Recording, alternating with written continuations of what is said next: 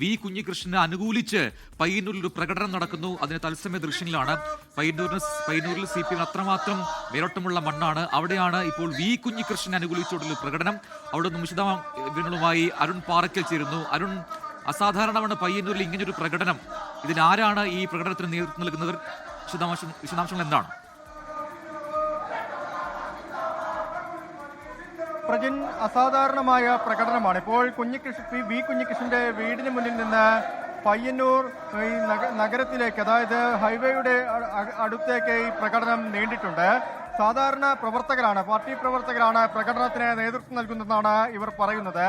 ഇത് വി കുഞ്ഞികൃഷ്ണന്റെ വീടിനടുത്തു നിന്നാണ് ഈ പ്രകടനം ആരംഭിച്ചത്. വി കുഞ്ഞികൃഷ്ണന് മുദ്രാവാക്യം വിളിച്ചുകൊണ്ടും ധനരാജ് രക്തസാക്ഷി ഫണ്ടും അതുപോലെ തന്നെ കെട്ടിട നിർമ്മാണ ഫണ്ടുമൊക്കെ കൈയടക്കാൻ, അത് കൈയിട്ട് വാരാൻ, അഴിമതി നടത്താൻ ആരെയും അനുവദിക്കില്ല എന്ന് പറഞ്ഞുകൊണ്ടുമാണ് ഈ മുദ്രാവാക്യങ്ങളൊക്കെ തന്നെ പോകുന്നത്.